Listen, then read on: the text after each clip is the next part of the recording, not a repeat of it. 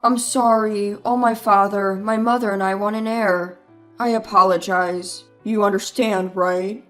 With these words, I was asked for a divorce by my husband, whom I deeply loved, all because we couldn't have a child. My name is Nancy. I married my husband Daniel when we were 25 years old.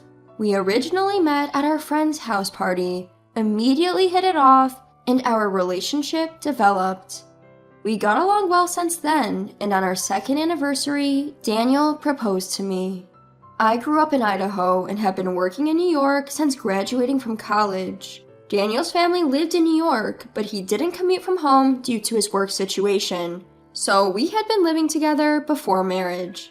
After Daniel proposed to me, I brought him back to my hometown in Idaho. My parents were thrilled with our marriage, especially my dad, who took a liking to Daniel and enjoyed drinking with him. Several weeks later, it was time for me to greet Daniel's parents, and I was very nervous. I had never thought I'd feel so anxious to meet my love's parents like this. This was the first time I experienced this event. Seeing me like this, Daniel reassured me. Don't be so nervous, my mom and dad are really nice. And he was right. I was able to relax and connect with my lovely in-laws when I met them. Daniel was an only child, so his parents had only raised him. They even said that they were happy because it felt like they finally had a daughter. They were truly warm and wonderful people. I felt very fortunate to marry Daniel and become part of this family. Our marriage proceeded smoothly, with both families meeting without any issues. We even managed to set the wedding date smoothly, and we were blessed by many people at our happy wedding ceremony. Truly, it was the happiest moment of my life. With our marriage registration, we rented a new apartment and started living together. The distance from our in-laws' house was not too far, but they told us, "You should enjoy your newlywed life together. If you need help, we'll be there." So, we started our new life as a couple. Our days were genuinely happy, and no matter how hard work was, knowing I would come home to my beloved husband made it bearable. On our days off, my husband and I would watch movies, go out to eat delicious food, and sometimes we would visit his parents' house and have a meal with them. But then, one day about a year into this blissful routine, a conversation arose while we were visiting my husband's family, and I was sipping tea they had served. "So, when will you two be having children?" The question came out of the blue and nearly made me spit out my tea. I did indeed want to have children someday, but right now I was simply enjoying my married life with my husband Daniel and hadn't given it much thought.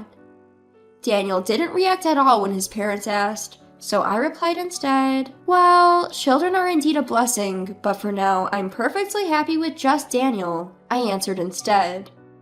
With that, my father-in-law's eyebrows shot up, and he put down the newspaper he had been reading and responded, "Nancy, you know you can't take your time on these things. You'll be at the age soon where it won't be easy to have children. You should have them while you're young and have the energy to raise them." I hadn't expected that kind of remark and was stunned. My mother-in-law chimed in right after my father-in-law. "That's right, Nancy. You can't just have them whenever you want, you know. And if your first child is a girl, you'll need to have a boy too. Anyhow, the sooner the better." She said it with a smile. I quickly glanced at Daniel, but he was playing with his phone and didn't respond at all. The vibe in my in-laws' house was as if it was a perfectly normal conversation, and I felt bewildered. Is it necessary to have a boy?" I asked hesitantly. My in-laws looked surprised and opened their eyes wide. "What are you talking about? Of course, it's necessary to have a boy for inheritance purposes. That's why we approved of your marriage so quickly." They said it as if it was the most obvious thing in the world. An heir? A boy is necessary? I couldn't understand at all. I had wanted a child with Daniel, but the gender didn't matter to me. All that mattered was that it would be our child, not just a simple preference for a boy. They wanted me to give birth to a boy. No, they wanted me to give birth to an heir. When I realized this, I felt sad. I thought they were so welcoming when we announced our marriage, but I never imagined it was because they wanted me to bear an heir. After that, my in-laws went on about how it would be better to have a child sooner and how a daughter would not be of much value, blabbing on with their self-righteous talk. Throughout the conversation, my husband didn't participate at all, but when he did open his mouth, all he said was, "We'll have a child eventually, just be patient." When we returned home, I revealed my true feelings to him. I do want a child, but I don't mind if it's not a boy. I love a girl just as much, and I hope your parents would too.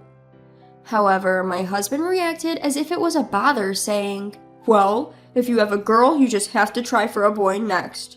Then my parents will forgive you." What does he mean, forgive you?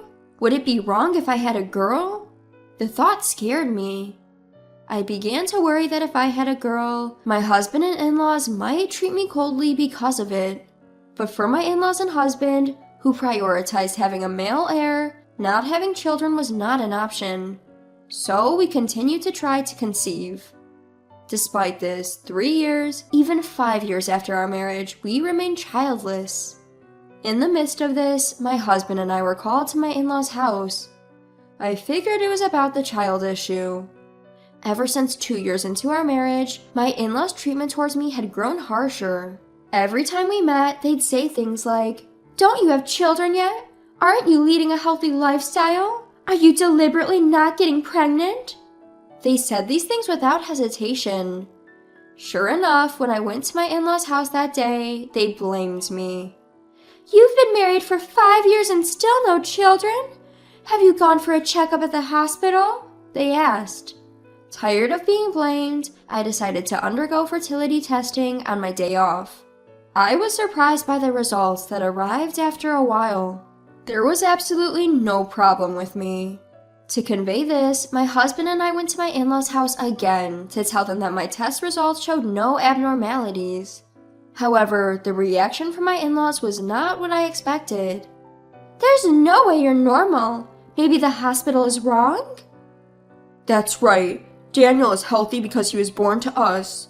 It's definitely you, Nancy, who has the problem." Even after I had done the test they suggested and explained that there were no abnormalities, my in-laws refused to believe it. Rather, they behaved as if there was absolutely no way their son could be the problem, and instead placed all the blame on me. "Nancy, I don't know if you're falsifying the results because you don't want us to blame you, but if you can't have a child, shouldn't you get treated or something? What's the point of getting married otherwise?" said my mother-in-law. In that moment, I felt something crumble with a loud thud inside me. Oh, it's pointless to argue with these people, I thought. I should have realized this much sooner. But it was at this point that I finally came to understand this. Until now, I was honestly worried that I might be the reason we couldn't have a child. But after having medical tests and finding out that there's nothing wrong with me, I didn't want to blame myself anymore. I felt this way. As I was deep in thought, my father-in-law said to my husband Daniel, "Daniel, that's enough. It's time to have that talk." Then Daniel turned to me and said, "Sorry, my dad and mom want a grandchild. I'm sorry. You understand, right?" he said. At that moment, I understood that he was asking for a divorce. Normally, I'd be livid about being asked for a divorce for such a reason, but I had already given up on this family, so it didn't seem odd that they demand this. Alright, let's get a lawyer. And so, we looked for a divorce lawyer and called the office as soon as we got home. I quickly found a new apartment and decided to move out as soon as it was available. At the time of property division, Daniel gave me a larger than average amount. I initially refused, but he seemed to feel somewhat guilty. He gave me a decent amount, so I gratefully accepted. After divorcing Daniel, I worked harder than before and, as a result, got promoted. I worked every day, and on my days off, I did what I liked.